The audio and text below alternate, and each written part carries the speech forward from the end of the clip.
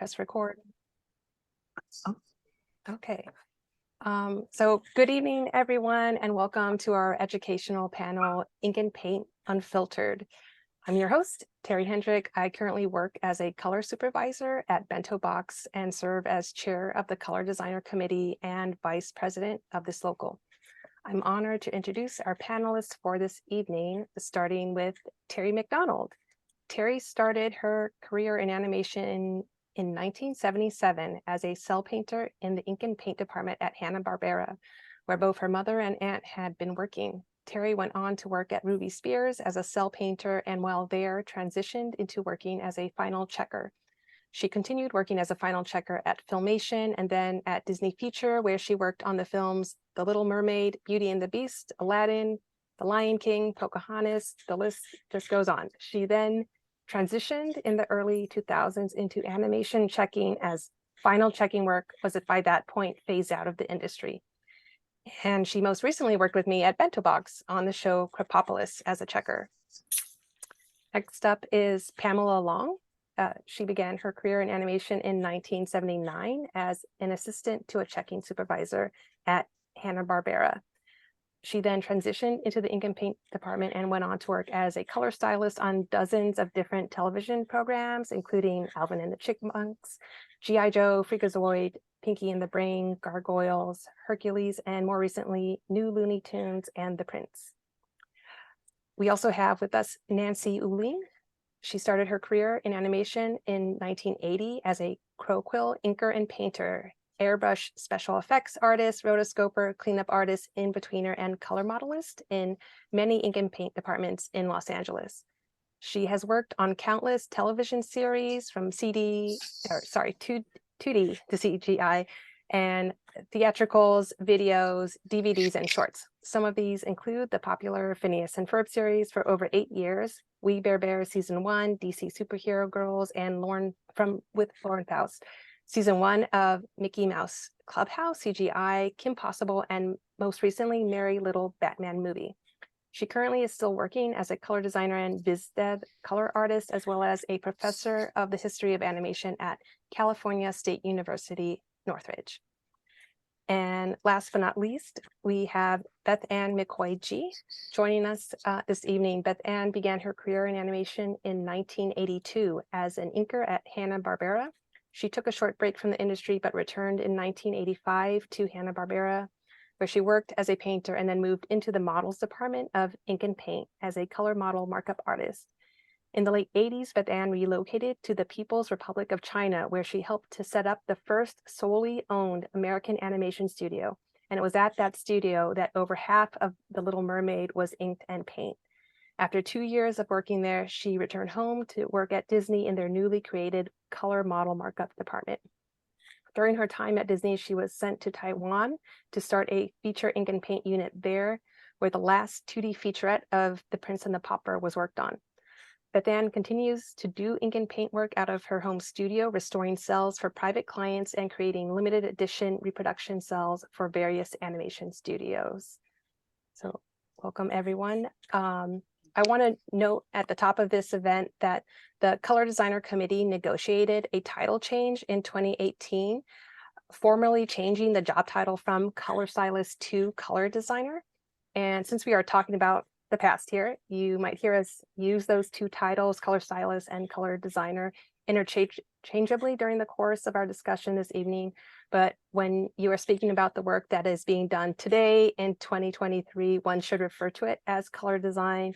And in fact, to characterize the work today of a color designer as ink and paint work, one might find as misleading to what the job actually entails these days.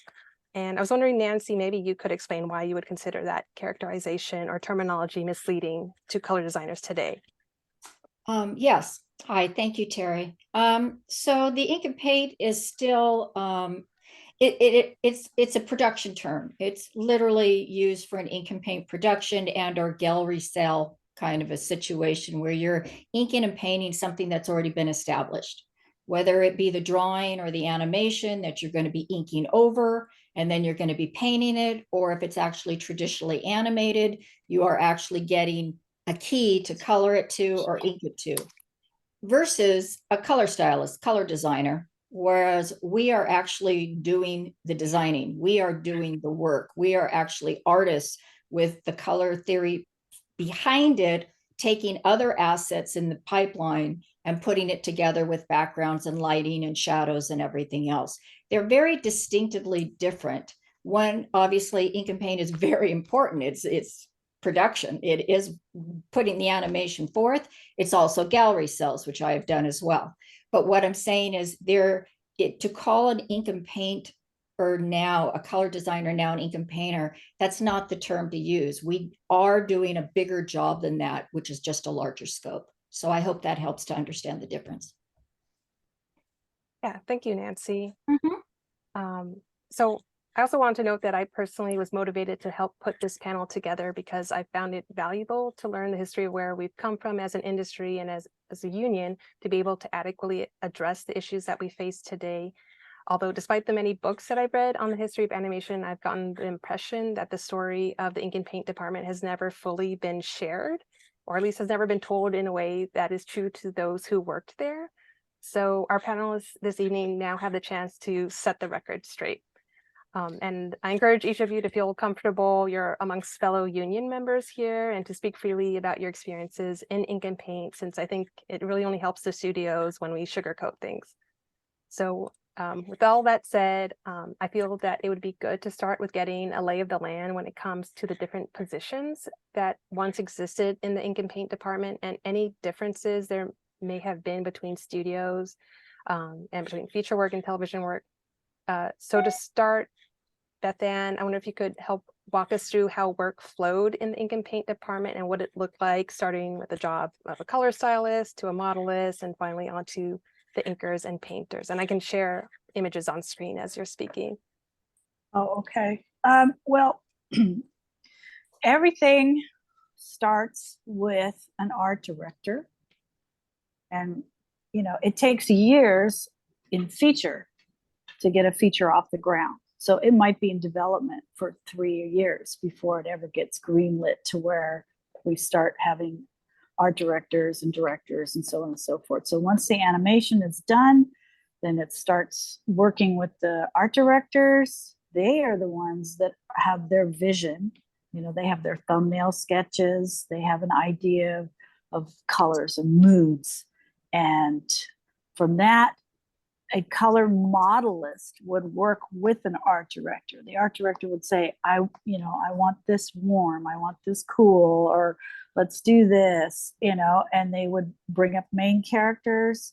They would start looking at backgrounds, and then from there, you would start painting, trying out colors. The Disney palette in the early days was a Technicolor palette, which meant that the colors in the paint jars were not the colors that you were going to see on film.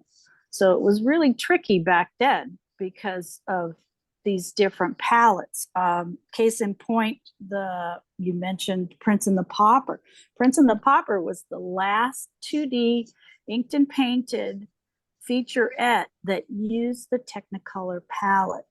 So as you were painting a cell and going, wow, these colors look really bizarre, it wasn't until it went into film that you saw the beauty of the Technicolor palette and the fact that it was completely different. So to have a color stylist working with colors that look different on a cell than they do on film, it was quite a challenge, And so back to what they did, the art director worked with the models department. They decided on a color, on a key for a character.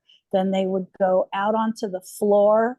Hanna-Barbera had over 350 people in a warehouse. They had 12 inkers and the rest of them were painters and Xerox checking and so on and so forth. So you would go out, if you were lucky enough, you had to be a fast painter and an accurate painter to work painting the models. So they would pick a few people from the floor and they would have, they would hand you a model and you painted it. And they'd say, I need this right now. And you paint it. And they take it back and the art director would say yay or nay. And if they didn't like it, what they would do is they would put a blank cell over it and paint on that blank cell over the artwork that they'd already painted. If they wanted to just change, let's say, a shirt color or something like that, or even a flesh tone, they would just put on a layer and layer of blank cell and just keep painting. And feature, they didn't do that. They wanted fully painted and inked color models every time. So there was no flipping through and changing the colors. And that's what models department was. Now, see, there's an example. That's something that I'm working on right now for Dragon's Lair. And that's an inked version. And then below it that she just put up, that is my color test. So we had to recreate these for the GoFundMe project for Dragon's Lair. And they didn't have any material. They had no source material left from the studio. And so they were lucky enough to get this one model, and we made all these colors from that model. And so this was our tryout. So that is an original with a paint back on top because we changed some of the colors, tweaked them a little bit. But so that's what you did. You worked with chips. You worked with color chips on big rings, and you'd flip through and went, okay, this will work, this will work. And you'd lay down all the chips and you'd look at them under camera lights, you know, because you had to have that lighting on them. And then you'd have a background. So you'd have a background, you'd lay the character on the background, see if it read. If it didn't read, it's like, okay. Or what if the character has a green skirt? You know, you can't have her running through a green field in a green skirt because then she doesn't read anymore and it disappears.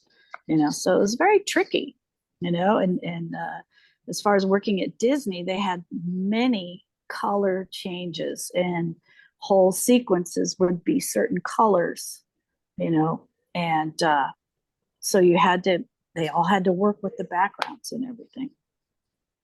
And it became color model markup when it went into the digital age. So it was like it went from models to color stylists to color model markup. And then when we went into the digital caps department, then the color model people became color model markup. And then the color stylists worked directly with the art director at that point. Okay, so I guess with that explanation, would you consider, I guess, a color modelist working in a type of assistant capacity to a color stylist? I guess you would call it that, because it was just H&B just had what they call models department. So you got a show, and it was your responsibility to make sure that everything was correct in the show. All the models were there, they were all approved. And once you got all of that together and you got all your painted models approved, then it went back upstairs for final approval. And then you would put stuff together. You would put model packets together.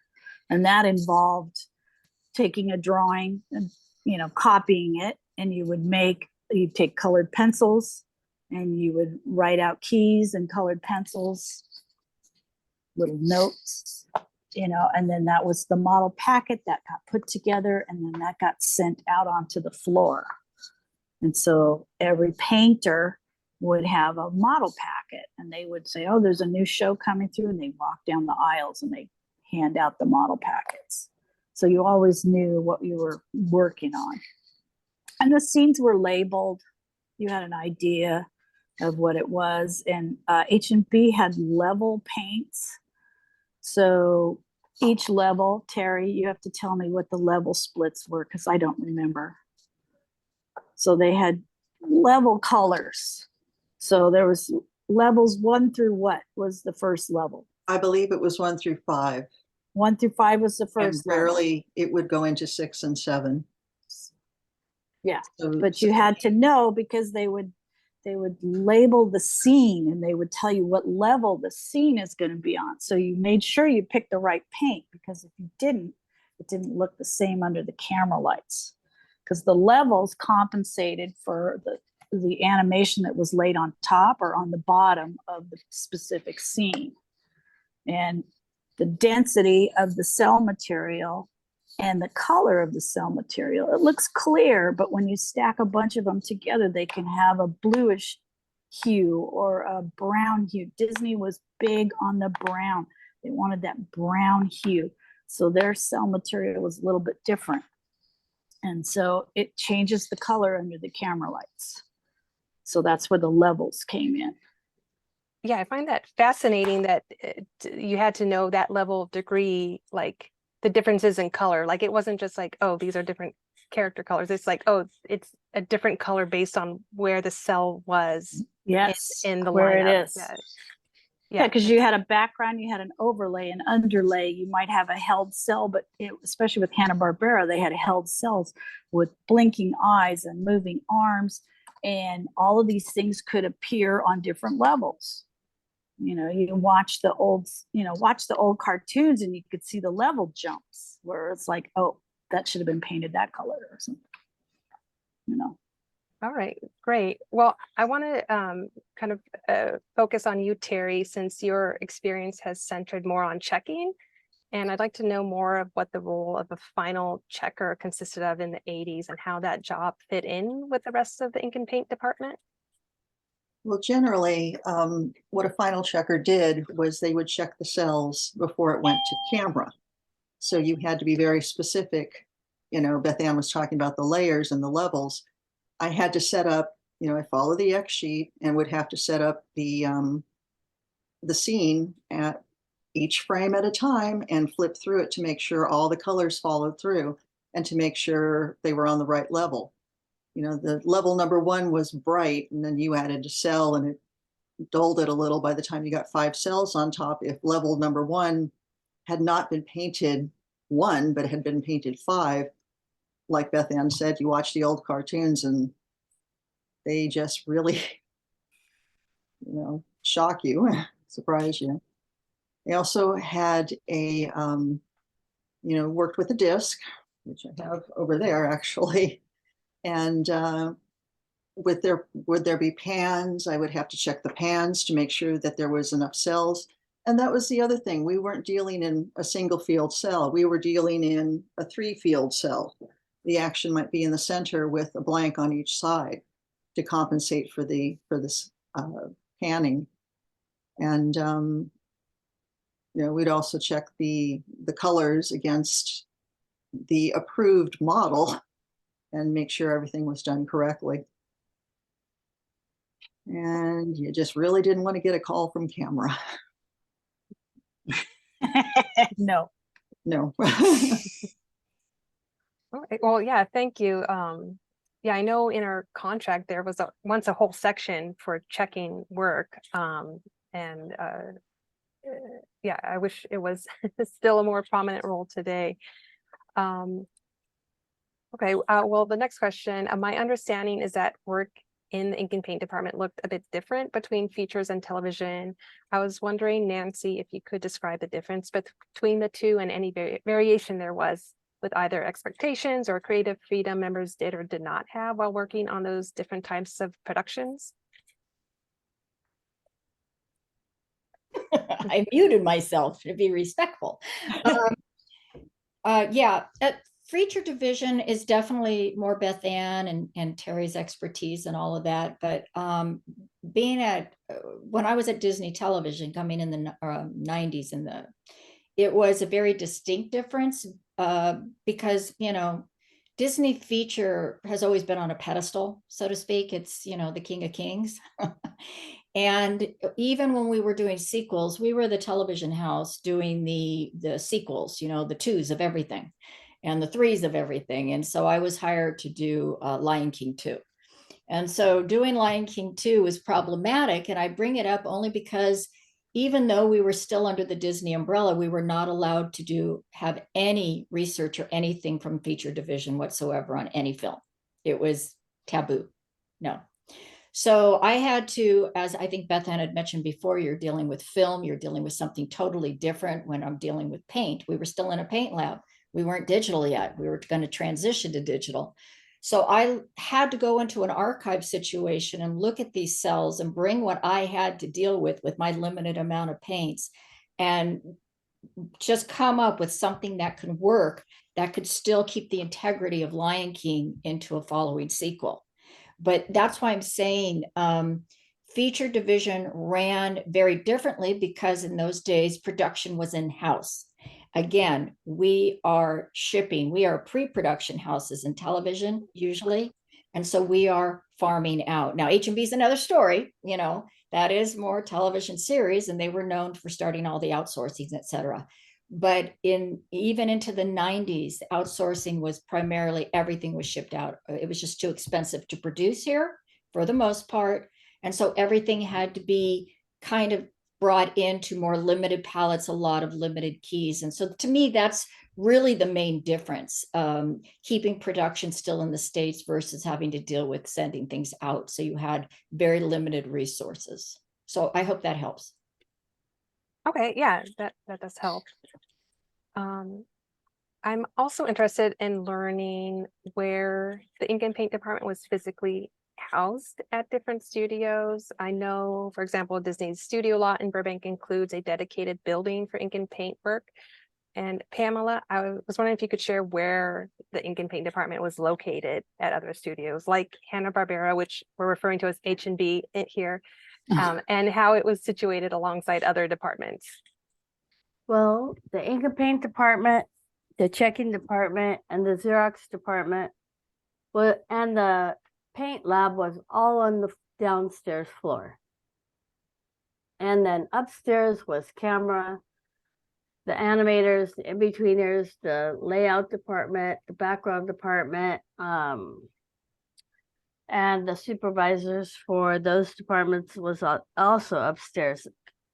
So I was a lot, and editing was in the building across the parking lot downstairs, and then management was pretty much on the upstairs floors and at Hanna-Barbera. The ink and paint department, they were so busy, they didn't have a lot of time to, you know, get up out of their seats. We had our, I think it was, I don't remember if it was 10-minute breaks or 15-minute breaks. 15. But we had, it was, how much? 15. Okay. 15. So 2 15-minute breaks. And, you know, you could get up and go to the restroom, but there wasn't a lot of walking around for the ink and paint department. I was in the animation checking department. I did a lot of walking around because since I was the assistant to the supervisors, I would carry footage reports to the different departments or take materials to different departments, pull scenes from camera to come down for retakes. And we were all mentored though. When I got in the studio, I mean, I remember it was a big mentor program. You didn't just start working, you were taught what your duties were. And even like my friend who became an assistant, she had mentors that she showed her work to when she finished it. And then when approved, she turned it in, they turned it in. If it didn't, they would give her notes and she would adjust them. But I think that's a big difference now, because you come in from school or what have you, and you get titled and you just get placed at that job and there's not a lot of help. I was really taught by a lot of people that were well known how to color style. You know, Linda Redondo, Bunny Munns, Oh, yeah. and Sorrentine. I mean, I always had somebody to go to and say, you know, what do you think? And I really appreciate that I had that. When I Yeah. started in 77, we were actually in a warehouse in Burbank. Hmm. Weren't on the main studio.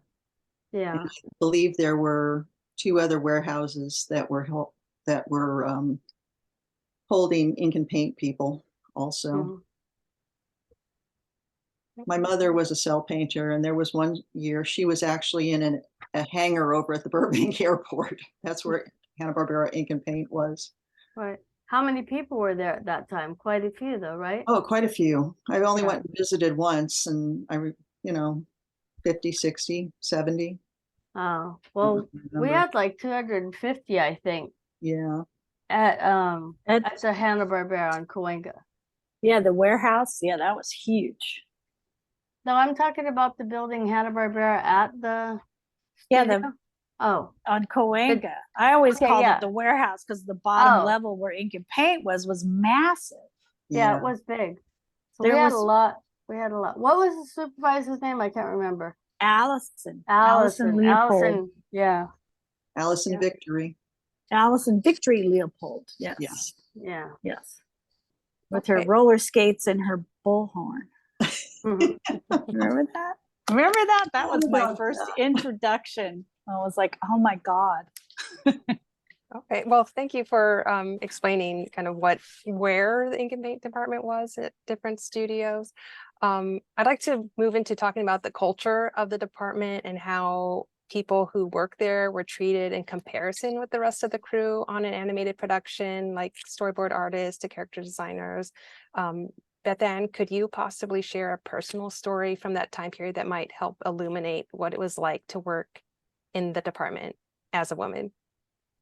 Well, I don't know about the as a woman, but I walked in off the street with my portfolio, which wasn't really a portfolio. It was just a bunch of ink and paint sketches. And 2 years later, Allison called me and said, I want you to come in. We're going to train you to be an inker. So I had no idea when I walked in there what it was like.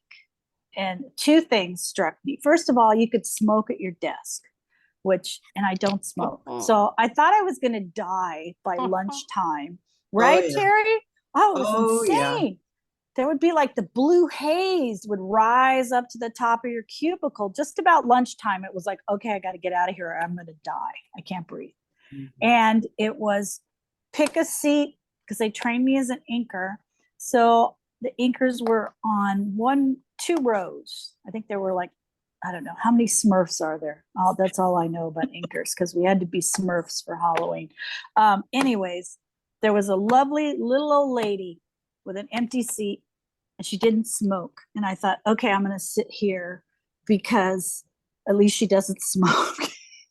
And it turned out she was a retired inker from Disney that they had brought out of retirement to work at H&B. And so she was my mentor. She taught me everything. I went to school every day. I mean, I spent weeks doing figure eights. I didn't work on production. She had me like sitting up straight and doing figure eights, like, and I can remember coming home and my roommates would say, well, how'd it go today? And I said, I'm losing my mind, but I'm really good at doing figure eights. And so it was almost a month before I started working on production. And just to be around, and everybody knows everybody. And I was like the new kid. I didn't know anybody. And, animation is just filled with characters.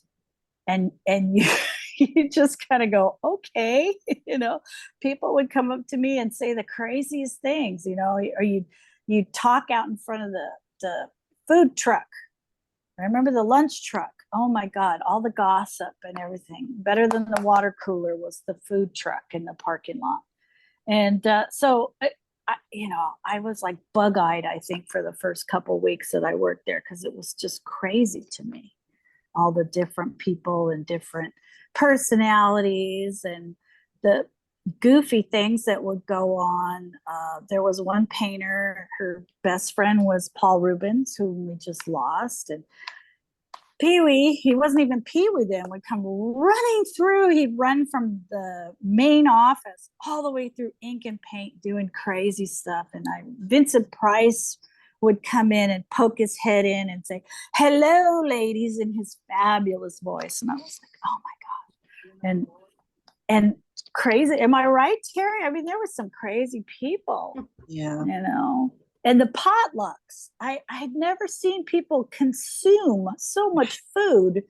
I mean, that was like potluck. So you brought, I'm used to a potluck where somebody hands you a paper plate and you stand and like, no, these people brought their own platters and it was just madness. but it was a lot of fun. It was really a lot of fun. And I think we were a little bit more open, you know, there were a lot of practical jokes. Maybe in today's standards, they wouldn't be accepted. Somebody from HR would snap you up right now if you did those kind of things. But we had a lot of fun. We had a lot of fun, you know. Hanna-Barbera hired people with disabilities. So there were a couple deaf people that worked with us in ink and paint. And this one gal, Joanne, was a hoot. Oh my And God. she was the terror of practical jokes.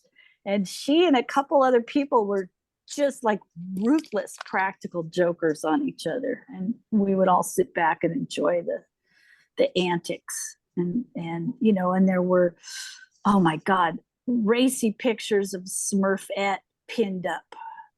Do you remember those? There were some really crazy, you know, the animators would do stuff and then they Xerox them and they hang them up all over ink and paint. So, you know, it was very fun. It was, you know, the people that I met there are like still my family, you know. That's the one thing about this business is cherish your animation family, because they're the ones you get to pick, you know. So they're much better at times than your own family. And they're ones that you spent like 70 hours a week with. Oh my God, everybody, Who's that? right? Yeah. Yeah.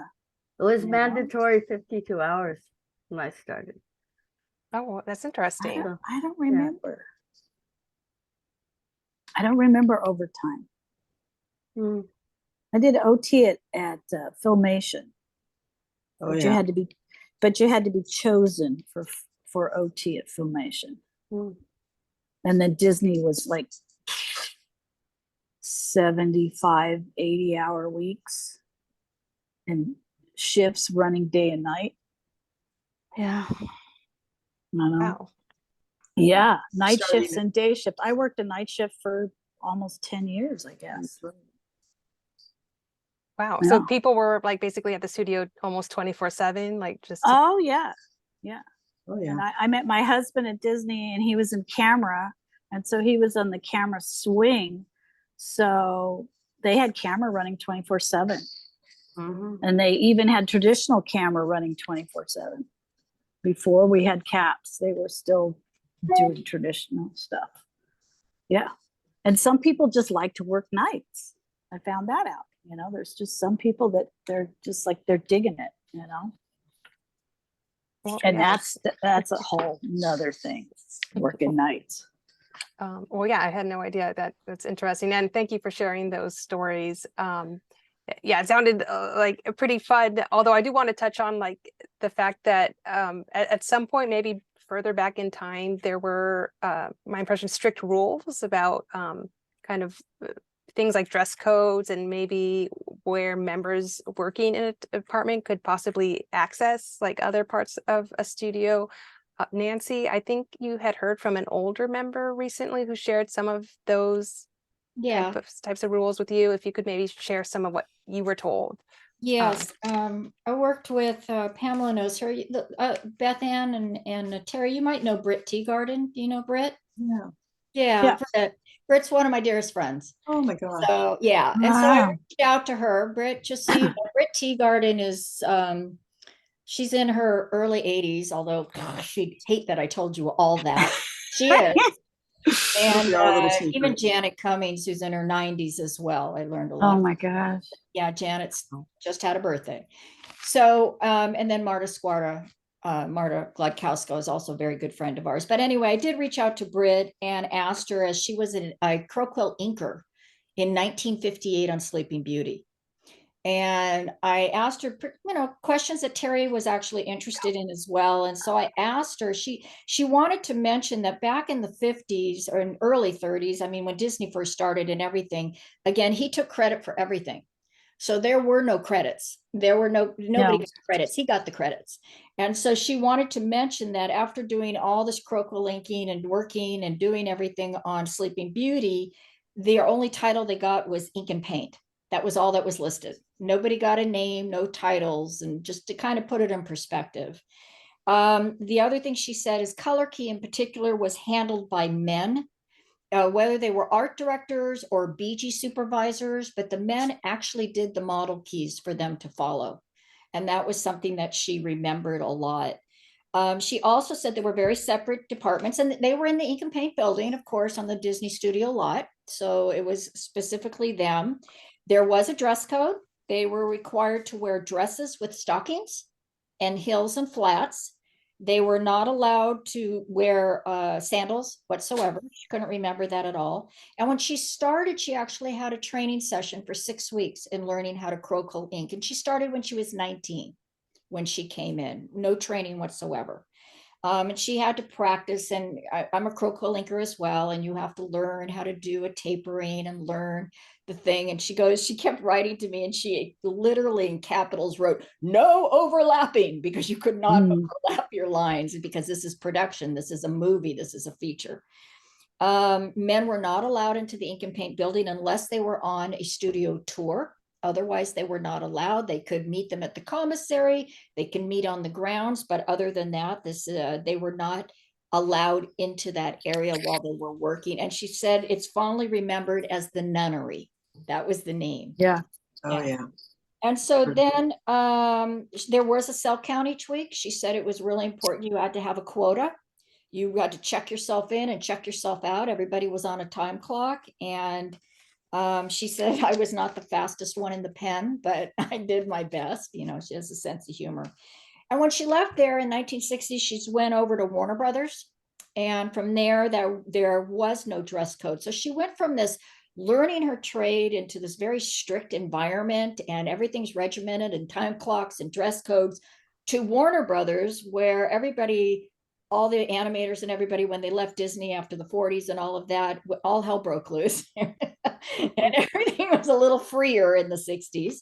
And she said, absolutely no dress code, but everybody wore dresses anyway, or some slacks. And she goes, it actually was kind of a rude awakening, because women would come in with their midriff showing, and it was so different. It was just such a different culture.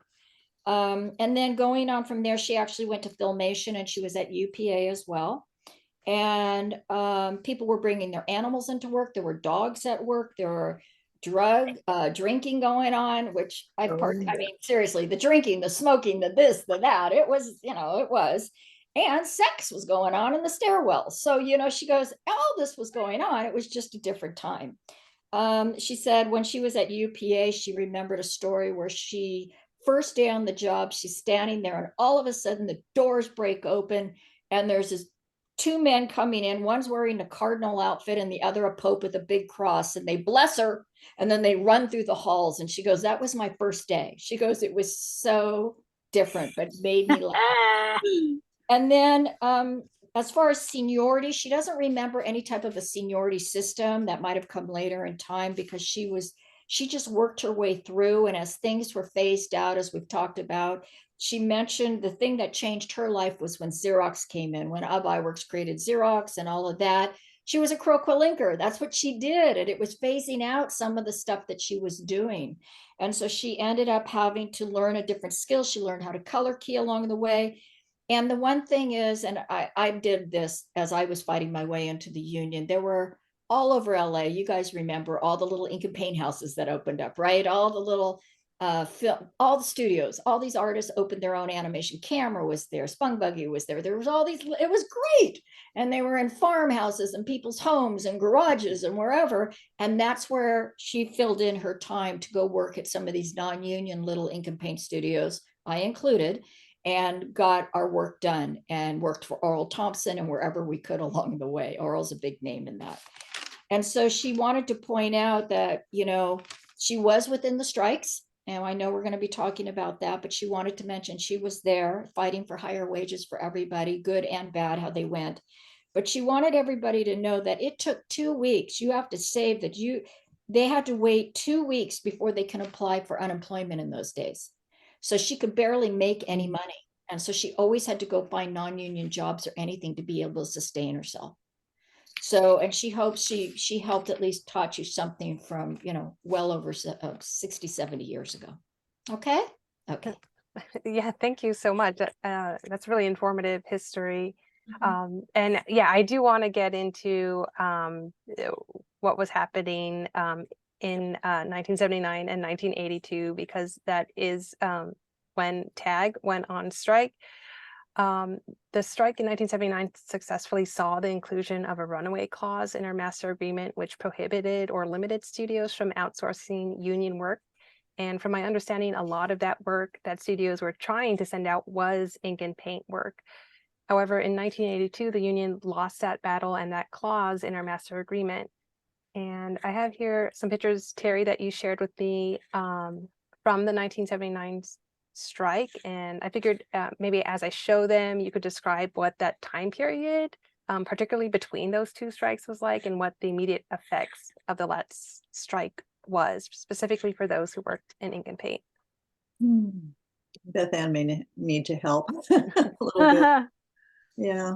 Oh, so when there I was am it, in my orange shirt. 79? Yeah, this is 79. Okay. I wasn't there yet. Oh, you weren't? No, no. I So was for this the was in front of- 82, was the 82 strike, but then I left because I was so low in seniority Mhm. that there was no chance that I was going to get hired back. So I went into, theater, live action. I did something else, So Well- I just remember the 82 strike. I didn't work for 3 years. Yeah.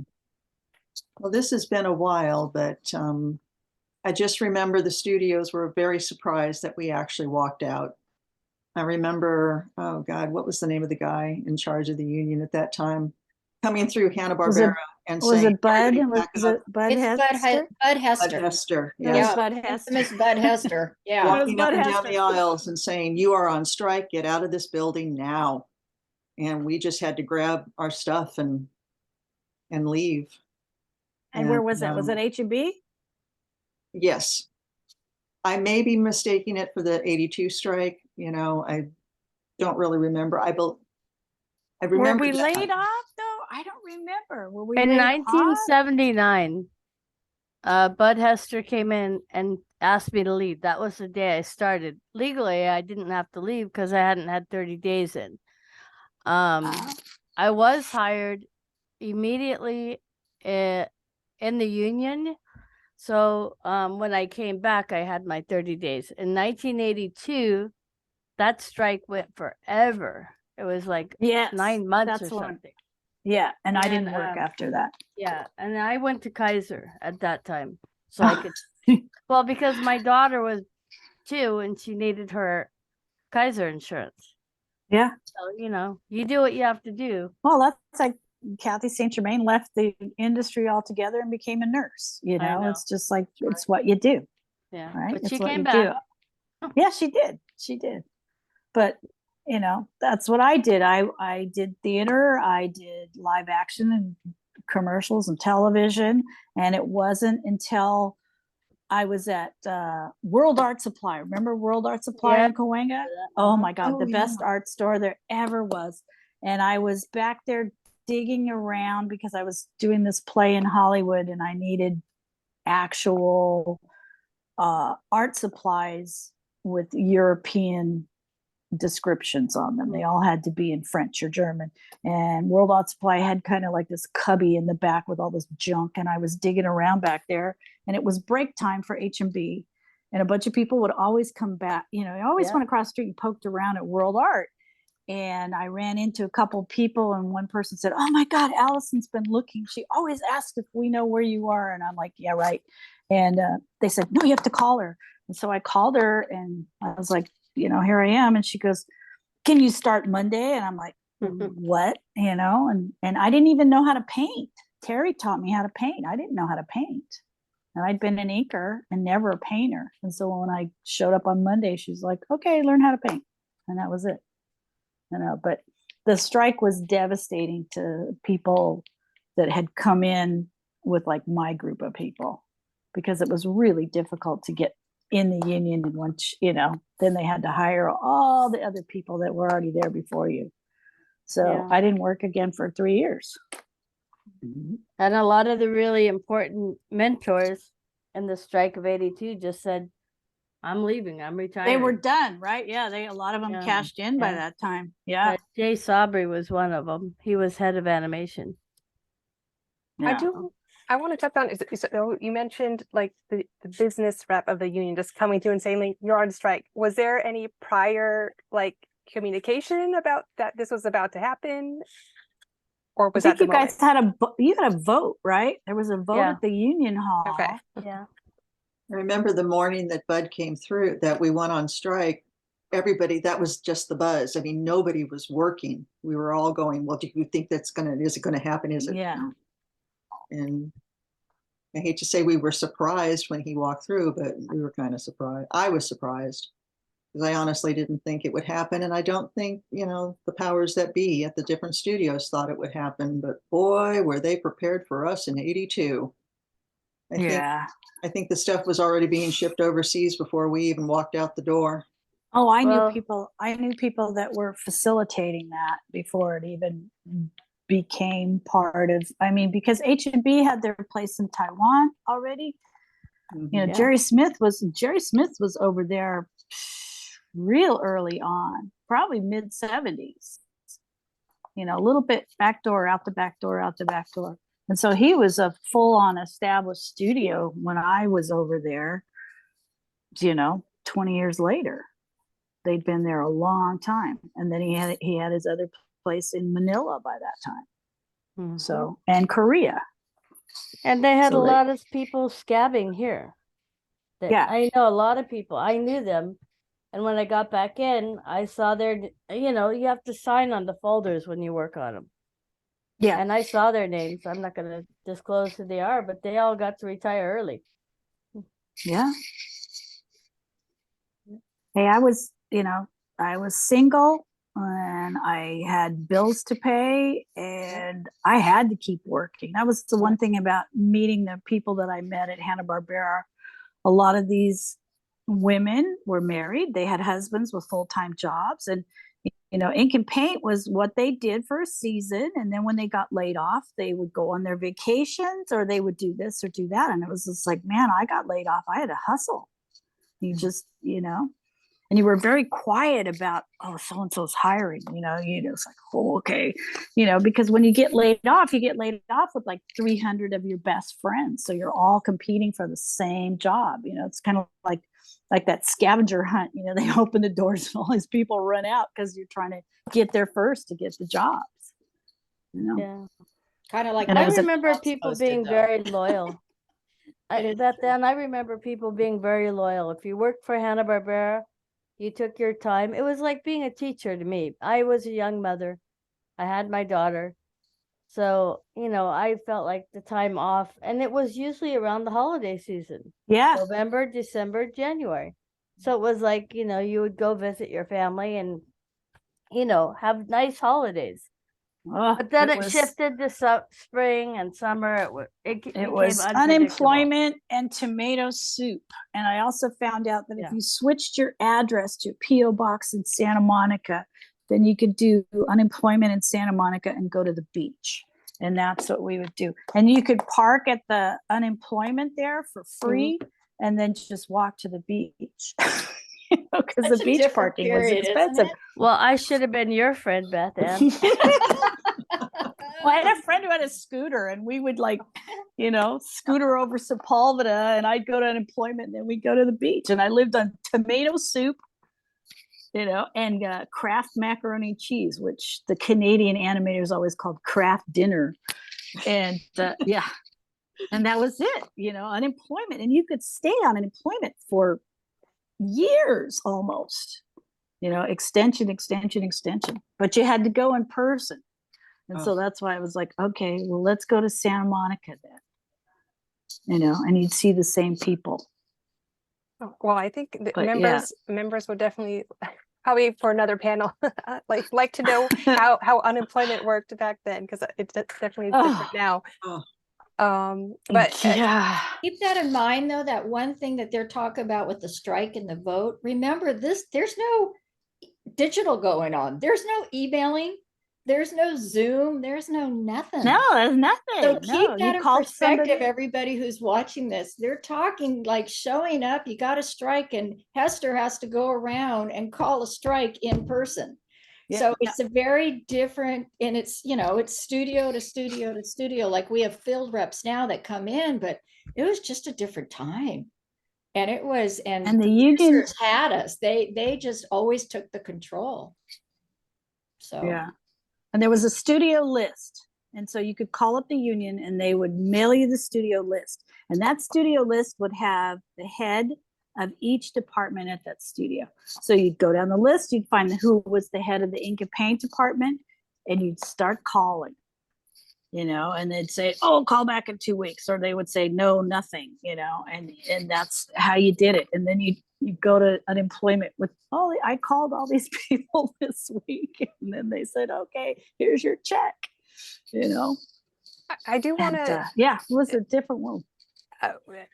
no, that's good to like keep in mind. I did want to touch on like, how difficult it was to find work. Cause I know Nancy, you said you started in the 1980s in commercials because the union was hard to just get like into. so this is like the perfect thing because Okay. they're telling you why, right? Okay. So I was in college. I mean, I graduated the degree. I have a degree in art and all of that. And I started in graphic design, and I started at a 3D company doing theme park stuff.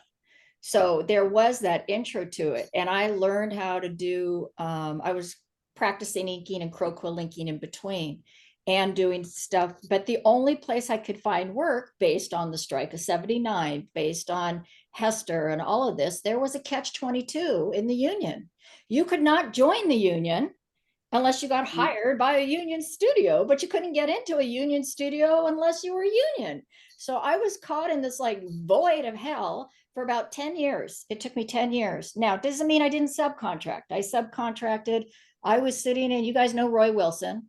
I was sitting in Roy's garage. I was doing in-betweening for Snorks, and I was doing layouts and book illustration and anything I could. And all those little ink and paint houses along the way kept me going until I finally landed that connection, Roy, who got into Disney TV in the early 90s and pulled me in. And it was when he pulled me in. I still don't understand it. I tried to get in as a storyboard artist, but he says there's an opening for color, talk to the powers that be there. And the gals that were there were only 6 at that time for color stylists, allowed me to come in. And that was the invitation from Disney Studio that got me into the union. But I started in the end of 80, 81. And then I didn't even get in the union until 91. So, and you didn't just walk in with all the benefits. You had to earn your way in, and you had to work your way up ranks. I came in, like Pamela was talking about, the seniors were taking care of me. They were making sure I knew what was going on. They wanted to make sure I knew how to do things. And so it was a really interesting transition from going from different ink and paint houses. I was doing pencil tests, rotoscope, whatever I was in commercials, 24/7, the same thing, you guys, where we're in production, you're going 24, 48 hours. I was sitting over at Spung Buggy Works on Sunset Boulevard in the middle of the night doing rotoscoping and Exeter paper and getting things ready to rush off to camera to put it in a box to get the camera. And we're down there trying to stay awake, counting how many Mercedes are going by. I mean, it was a very, very different period. And by the time I finally got to a real job, you felt like, oh my gosh, this is how it actually can be. It really can be a Monday through Friday job and actually learn and have benefits. So to all the powers that be that fought all those fights in the 40s for us, and you guys 70s and 80s, power to you, because you guys have to remember these people fought for everything that you're getting right now. And and although you may not think it's fair in some ways, you have no idea where it came from and how bad it could have been and how great it is now for a lot of reasons. So, okay, that's it. Yeah, when I started in 1979, you did not have a sick day the whole year. No, You could not. So people went to work sick because they needed that money to pay their bills. Yeah. Wow. I do remember that. Well, Nancy, just since you did touch on it, I would want to understand more of what the seniority system was like and maybe what happened, like why don't we see that nowadays? Well, I mean, I think all the girls can comment on seniority, like Pamela talked about when she came in, there were mentors there. Mentors equal seniority, equal experience. Now it doesn't exist. It hasn't existed for 15, 20 years. I mean, you could be a journeyman in a year. It doesn't matter that you've been in the business 40. So it's a different thing. But when I talk about, I came in a lower level. I was number 7 or 8 of the group that was above me. And these people had earned their stripes. They have worked hard. They know their skill. They know all of it. And I welcome them wanting to teach me. So they were my mentors to teach me how to do the job. So I didn't just walk in going, okay, what's the job? They taught me what the job entailed. And I learned in a very pipeline form, because we are a pipeline, to understand what our job was to help the person before me and the people after us. And where we were in color styling, and again, we were shipping to another studio, we were working for the productions. We needed to make sure that we were ready for production. Whatever that took, we had to do that. That included doing lead sheets, that including doing whatever it took to spell it out, because we were going to translation studios. We had Korea and Philippines and, China, everywhere we went. We had a Japanese studio. You just can't send a whole bunch of English slang and everything to them. Everything had to go through translators. It was just a different period in time. So that is not something that is very commonplace now. People come, as Pam said, out of school and they get hired as something, but yet nobody's really taught them to train them in the pipeline that they've just came in, what that job actually entails. And so that's kind of what I'm meaning by seniority. We are there, we have experience, but yet there's no levels of a junior, senior, or class 1, class 2, or anything anymore. It is just what it is. So. I'd like to add on that, because Nancy and I both worked on House of Mouse and Mouseworks, and there were 4 color stylists, but we would actually work with each other. And we would say, okay, I know you did this character or you did that, and I've got this now reappearing in my sequence or my show. And we would really help each other. It wasn't like now you have shotgun and you get a piece and this person gets a piece. We kept our communication very clear, very open. There was no, it was just very comforting to be able to share and make the product the best together as a unit, to come up with stuff that would work. Absolutely, Pamela. And you know what? Pamela and I have been working as a team for a long time. Yeah. I mean, she was color supervising on Scooby Scooby-Doo Guess Who? And I came in to help. And her leadership, again, senior level, whatever, but she's in charge. Her leadership and how the vision of the show that was brought around from all the different directors, art directing, whatever, I followed Pam's lead. We worked extremely close together to make sure that our show looked consistent, that the show was working for production and the final product of the vision of the showrunner and the director. That's the whole point of what we're doing. It's not about us, it's about the team. Exactly. So that's the thing I think that gets a lot lost these days, to be honest. And one thing, when you are a lead, you have to respect that other people are artists, and you have to let them expand on what their artistic levels can be, because it's like building a quilt. Everybody's doing their little part and it weaves together and it ends up being beautiful. Well, yeah, I think members today definitely wish there was more of mentorship happening. And it's something I know that members are trying to organize through the union and creating mentorship opportunities that way, because it is not really happening on the job. With that said, I only have a few more questions and then we'll open it up to audience Q&A. I did want to touch on when did work in Ink and Paint start to shift to becoming digital, and I don't know if it would have coincided with the fact that the color stylist job category didn't officially get added into our agreement until 1993.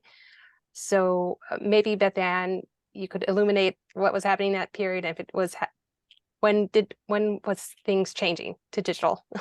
Well, they were playing around at Filmation. So the last year that I was at Filmation before I left the country, which would have been 85, 86, Filmation was playing around with digital and CGI. Hanna-Barbera had their very, I forget what it was called, their little ink and paint system that they had.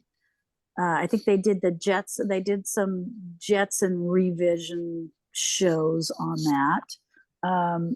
But there were some little boutiques, one of which that I would leave Filmation and go down into Hollywood. And the group was called AVA, Allied Visual Artists. And there were a few people that I knew from the industry that were there. And there was this giant computer that was like the size of a kitchen table. I'm not kidding. It was this massive thing. And then they had little ink and paint stations all over. It was a house in Hollywood in the Gower Gulch, if you know that area. And it was the beginning of the new age of the digital system with digital ink and paint and the whole digital pipeline. And so Filmation had some stuff. Brave Star had some early CGI plotter work. And of course, Disney had been doing their plotter work. Brave Little Toaster, which is sort of Disney, but not really. Jerry Reese and all those people. But Tina Price, they were all playing around with what the future would be. So I would say as early as 85, 86 is when it happened. When Disney launched Caps, they had started Caps at the end of Little Mermaid, the whole final sequence with the waving mermaids and the upside down rainbow. I forget who color keyed that wrong. I don't know. We had this discussion. Teri knows. Who was it? It wasn't Randy Fulmer. It was it Cartwright? Somebody. They just put the rainbow in the wrong order. So it's backwards. The color spectrum is backwards because a CGI tech designed it instead of an artist. And so that was early Caps. And they were working on that when they were working on Great Mouse Detective. They were starting to play around with the Caps as they had gone from the plotter work. And I don't know if anybody's familiar with the plotter work, but that was really, how do you describe plotter work? It was a computer that drew pictures. It drew units. It was usually some kind of a mechanical scene, the clock work in The Great Mouse Detective. That was all plotter. Some of the ships and vehicles and other feature animated movies were done with this plotter. So the computer would plot out the design of it and just render it, drawing after drawing after drawing, and very technical stuff. And so I would say as early as mid 80s, people were starting to play around with it. Caps was proprietary software, and Caps pretty much broke the mold. There wouldn't be Harmony, there wouldn't be Toon Boom, there wouldn't be even Photoshop and Flash for Caps and Flash. Oh yeah, I took a Flash class. Yeah, and Flash, exactly. And just to clarify, CAPS is an acronym for Computer Animation Production System. Is that correct, Teri? I That never is correct. remember. But Yes, Caps was at Disney. Yep. And it was proprietary. Yeah. Yeah. And you couldn't- Warner Brothers had a computer They had Harmony. upstairs. No, way before, like in the Oh, 80s. really? We okay. were drawing, the in-betweeners, if they had to erase, we had to do a trace back on everything. I don't know when they started painting at Hanna-Barbera. Was that like on the computer. it was a really archaic looking thing. It was. I remember huge. seeing a couple of them, and there were, yes, it was huge. And I remember seeing one at DeGraff Vorman over on West LA. I remember seeing some of the early prototypes of things that people were working on. Right. And I would think the thing that they had built at AVA was probably really the revolution of what was going on. And that was a meeting of computer technological people and artists together, which hadn't happened before. All of the early ink and paint systems or computer systems were designed by computer techs. They were designed by the big brains. And it wasn't until, Disney and Caps, we put the big brains with the big artists, and they created a system like nobody else's. It could do anything. And that was, I would say, the revolution of it all. Right. I am curious, since color modeling work just does not exist today. Is that something that sort of disappeared as things went digital? It did, because they do it all like, what was it? Terry Warner Brothers. What you finished working on was the Space Jam, right? The color models are actually, the palettes are put together afterwards. The colors can be painted. You're filling in a space with a color, and afterwards the palette comes in and it's tweaked. You just tweak it, and it wipes the whole scene with the correct colors. So, and it's all done almost like post at this point. It comes back. People paint it, then they can go in and tweak it. Teri, you know more than I do about this. Not really. Not really? I think what you guys are trying to say is you would fill in with mock colors, like Yes. the shirt. Say Yeah. like you're gonna make your shirt, Beth Ann, and say it's just solid color black. We would put a color in there, color it, and it would just be the same color throughout the whole scene. And then once you input that palette, it will go where it would replace the black with, say, like a blue. Yeah, it'll and fill it in. Yeah. As long as Yeah. as long as that one color was in the correct position to begin with, then it And that, feeds through. yeah, and it's programmed to do that. Yeah. The Toon Boom does that. I mean, that's the whole point of it. And Yeah. your question about the color model, what we do as color designers now, we create the color model in our model. Those are our models. That is what it is. That's Yeah. the color model that they are using, and most of are in a Harmony pipeline, goes to the color models department in production, who then in turn is eyedropping, creating Harmony palettes and whatever, and in turn can create a painter palette, which is what they're talking about, a mock palette that tweaks those colors, but it is actually identified with the real color, but they go in to be able to discern areas. So theoretically, the color models are just a digital color palette, is all I'm saying now. Yes, so the model key, unless it's gallery painting, sometimes, right?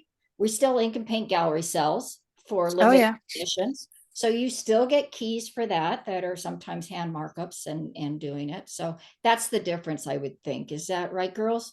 Yeah. Yeah. For the most part, yeah. Well, when Nancy and I were on US Animation years ago, which ended up becoming Harmony, we would have to actually label every single paint square palette that we would give them. If it was the hub of the airplane, we had to put airplane hub. We had to label every single color. Yeah. Like that's so many shirt and blah blah blah. So time consuming. Do you have the annotated version color model I gave you, Teri? Because that's the very beginning of US animation that I created at Disney. Disney TV, I transitioned them over. And so what I did is I gave Teri on a show we were doing, it was a hybrid because overseas didn't have the same computer system yet. And we were testing out on Lion King, whether it was going to be Animo, was it going to go soft image, was it going to go US animation, which is the Toon Boom early version. It's US. It's a Unix based program that came in the 90s. So I gave her this to show you how we annotated. We had a limited amount of colors. We had about 306 colors, which this is from Quack Pack, which was Duck Days in its origin. And we transferred these into a digital cap system, and they were swatches in digital form that you eyedroppered and painted in. And then you pulled out the color and painstakingly, it matched the paint that the overseas studios had. So these are only our limited paints that we used. And I created day-night stamps, not color correct, because we then had to print these out. We were still in boxes and printing things. And so these are stamps that we were creating and adding as we were starting our digital phase. And so I just wanted to show an example. And this is fractal paint. It was our very first, actually, was called fractal paint. It was not US animation yet. My mistake on that. So just a clarifying question. So then was the pre-production at this point being done digitally, but was the actual animation being done like with like The analog? animation was still being traditionally painted because they Okay. didn't have the software yet. No. Yeah, it's a transition of 3 years. But Okay, they were painting overseas. Yes, that they were Yeah. painting in production. We had a Japanese, Disney Australia, Disney Japan, and Disney Canada. And so as we were transitioning within shows, Duck Days was our first show to do that. It was a transition to create our paints that everybody had in all the overseas studios that were producing. We're pre-production. That was something that had to be created. And so that was all painstakingly done. And as the transition, it started mostly when we started doing VHS films, the sequels to all their features. And Lion King was one of, like I said, Lion King 2 was the hybrid of that, where Australia kicked in with getting their software. And that was when US animation was picked. And that was the baby that got done 3 times trying to figure out which software to use. And everybody was learning. We were all learning. We were all figuring it out. And because it was computers, everybody thought, well, let's do 25 ink lines because it's a computer and it can do it. But production halted us very quickly and said, you can't do that. It takes too much time. We're still ink and paint production here. So we had to limit, talking with the Australia studio and dealing with the supervisor there, we had to limit to 6 ink lines for anything. And then the pot. So what you see today in Harmony is what we did in its very early stage back in the 90s. So it's been around about 20 years. Okay, yeah, no, that's really interesting. So we're almost towards the end. I thought it would be fun to kind of touch on different types of terminology that was used back in the day that, people just don't know about today. I know, Pamela, you had mentioned about splits. What were those? A split is if you read a storyboard and there are different sequences, like say you started in the kitchen and then you go through these different scenarios in the story and you're back in the kitchen. So you would copy the X sheet from before and after. So the checker had the exact scene and you would give those to one person. So you would just kind of set up things that scenes that related to each other, you would give to one person to check. So they'd already have the background and the story and what things are supposed to look like. Instead of having like these characters and now a completely different character. It just saved time. They say, kept with what they knew. Okay, another thing I hear is the term DX. Does that mean? Double exposure. Yeah. Second pass or third Yeah. pass. Okay, I have it written down here. It stands for double exposure. You would shoot the character and the shadow at, say, like you want to do 50% and rewind the film and then reshoot it with the black shadow and the character. Oh, wait, that's just saying the same thing. Okay. So you shoot the character at the shadow and the shadow at 50%. Rewind the film and shoot it again. Only the character at 50%, making the character 100% and the shadow at 50%. What that equals nowadays is you take a layer of, say, black or blue or whatever your shadow is going to be, and you make an opacity at whatever percentage. It's going to equal the same thing. So if you look at case in point, old Disney cartoon I think it's called the ghost hunters. Mhm. So those ghosts are transparent.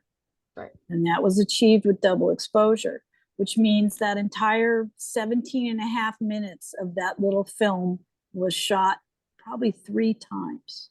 Yep. So double exposures were very time consuming, but it created a great effect. They were still using it on Little Mermaid. The transparency of the bubbles was double exposure, Mhm. you know, and yes, it even rolled over into Caps, the transition in Beauty and the Beast, where he turns from the beast to the prince, was a big double exposure scene. Massive. It came in on 3 chairs. And that's what I'm talking about. Physical artwork and animation was rolled in on 3 chairs. And it was really fun to see who got it next, because it just, rolled through the studio. All right, thanks. Well, since we're almost at 8, I'll jump into audience Q&A. We do have a question. I'll read. Did you find that your coworkers thought that y'all needed to go through the mud in regards to fighting for better rights for our own workers? How do you feel about the idea that everyone has to go through the mud in this industry? I don't know what the mud is. You have to roll that one back again. What, through the trenches? I think that's the idea. Yeah. That you kind of Well, have to go through the trenches. Well, you all paid, we all paid our dues, and seniority was a big thing back there. I mean, case with anchors is like there were a lot of anchors. So I didn't get hired back as an anchor until all the studios had all the other anchors working.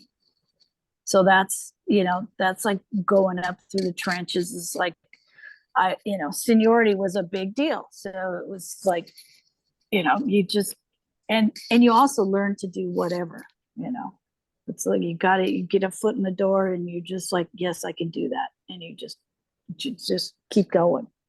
So I guess if that's what they're talking about, through the trenches, as far as fighting for our rights and all of that stuff, I don't think anybody back then knew that we had much in the way of rights. It was just like, we went on strike.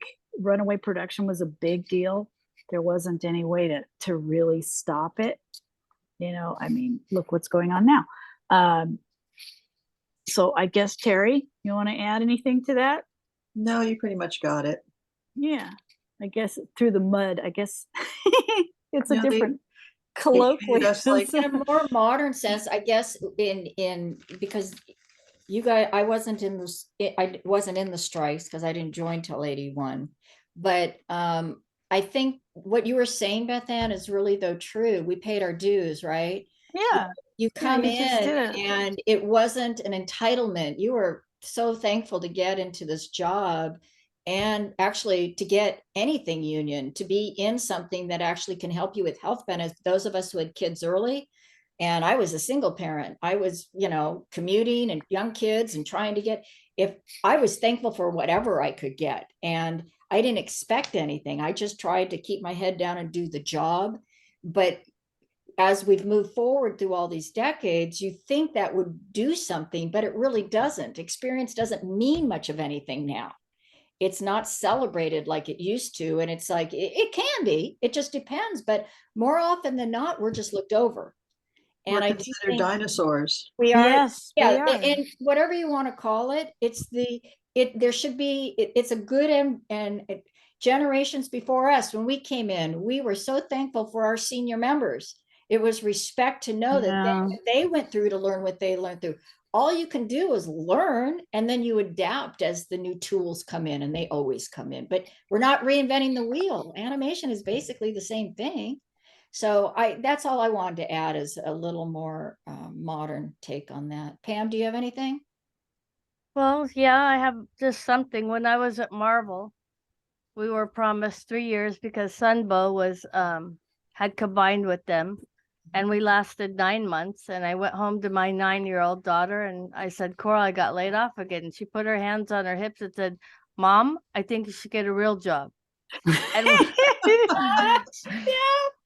and when I was at Disney, I had worked straight through for 6 years. I mean, I was able to take, the 2 weekends on a holiday weekend. I'd get my 9 days off, and I thought, wow, I really do have a real job now. Yeah. But I put 44 years in. Yeah. And right now I'm standing at 34 years for my pension. And I'm so grateful to even have that, because I don't know that the younger generations are going to have that. They're trying to do mandatory, savings for younger people in all fields, not the stars. Yeah.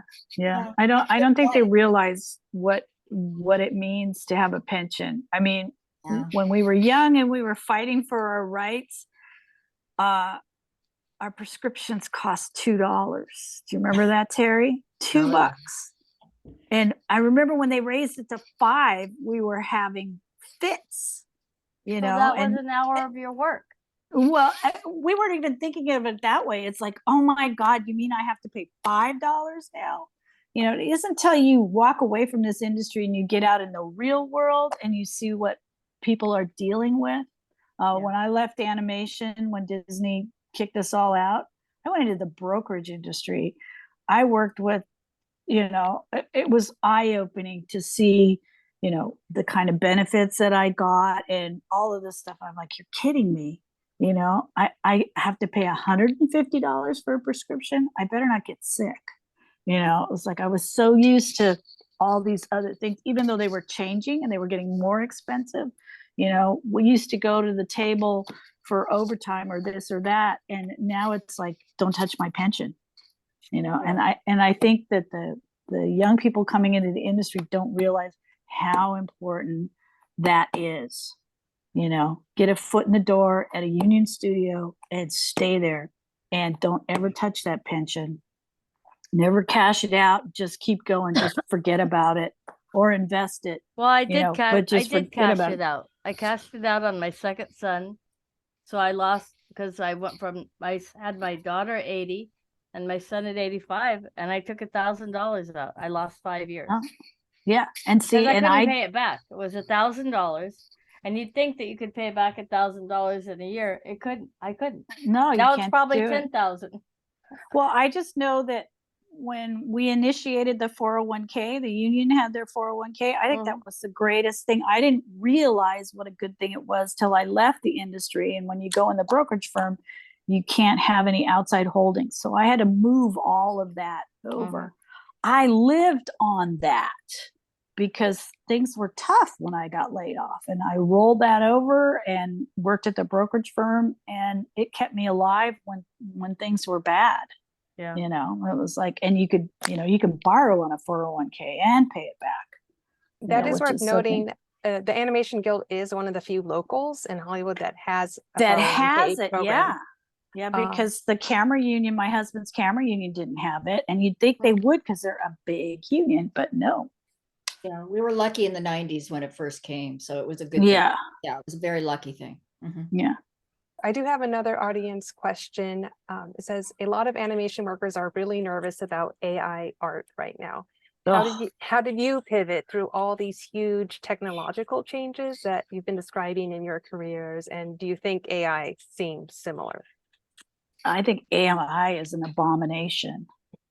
I think people are getting, AI is right up there with those NFTs that people were like, oh, buy this piece of artwork that you don't physically have in your hand, and everybody else can have a million of. AI is terrible. And if there were a way to rise up against anything in the future, I would say AI, because not only are they stealing from artists, but they're actually stealing actors. They're stealing people. They're coming, they're hiring people. Oh, I got a week's call. What did you do? I stood around and they filmed me because they said they're going to put us in a crowd scene. Well, now they don't have to pay you for physically standing in that crowd. It's like extra work will go. They're cloning you. They're cloning you, and they're not paying.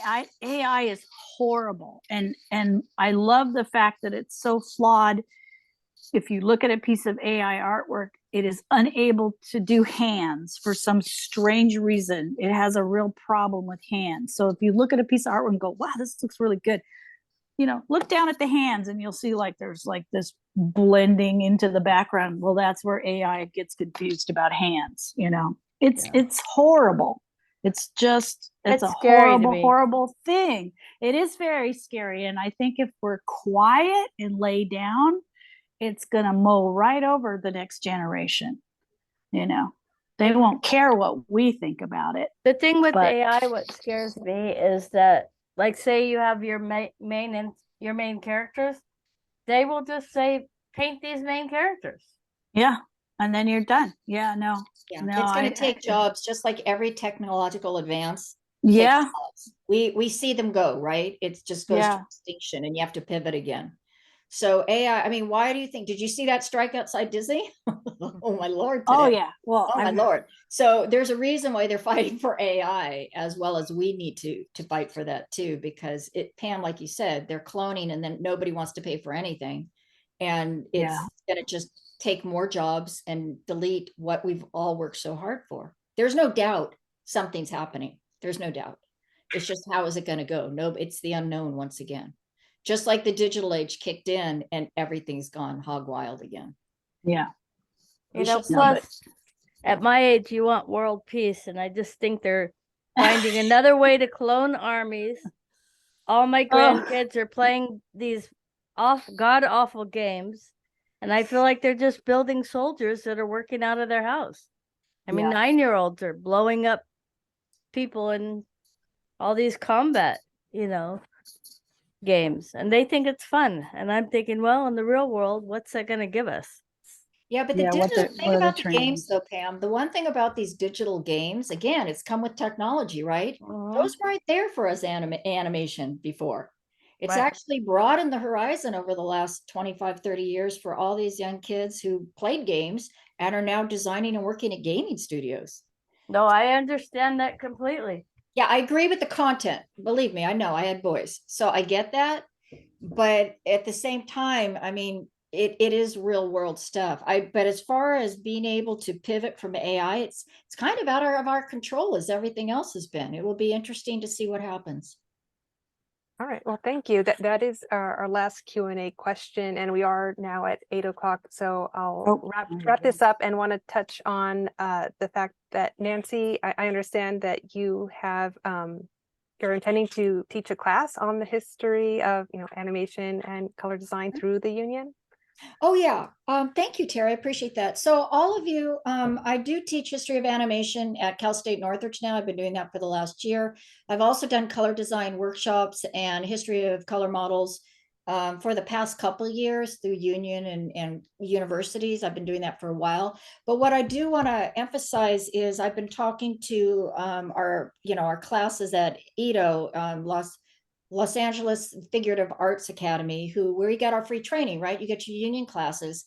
So through my color design classes that I've been doing there, I've been talking about teaching an abbreviated version of history of animation, because when I've taught it through the students, and I'm talking senior level students, I'm talking to unions that I've already taught, they are overwhelmed because they're learning stuff that they didn't learn before. They're learning traditional pipeline. They're actually seeing things haven't changed, but they were never taught when they walked into a job coming out of school or whatever that, oh, is that what we should be thinking about? Because there's no class for that. Remember, we've just talked about life experience, how to do it. So my goal is one student at a time. Just try, I can just teach members and kind of teach people that we have fought through all these stages for a reason, and it's not broken. It's just that we've broken it because nobody's learning their part in the chain. And so I just wanted to let you know that hopefully some of that information will be through the training program again. So join if you want to. Okay. Thank you, Terry. There's my plug. Yeah, I'll definitely be signing up because I want to learn even more. And just you might not have be able to see it, but in the Q&A, people are just leaving comments and just saying thank you for being here and sharing your stories, and that you're amazing fighters is what one member said. Awesome. We see the hearts. There's hearts going up. I see hearts. Yeah. Thank you all. Thanks Yes, for thank everybody you. attending. Thank And you. to all of you Yes, ladies. thank you. Oh, you're welcome. Yep. Terry. Thank you. All right. Yeah. Thank you, everyone. Yeah. Yeah. Hope you have a good night. Have a Okay. good night. Thanks, Bye. Terry. Bye. Thank you. Bye. Bye. Nice to meet everybody. Absolutely.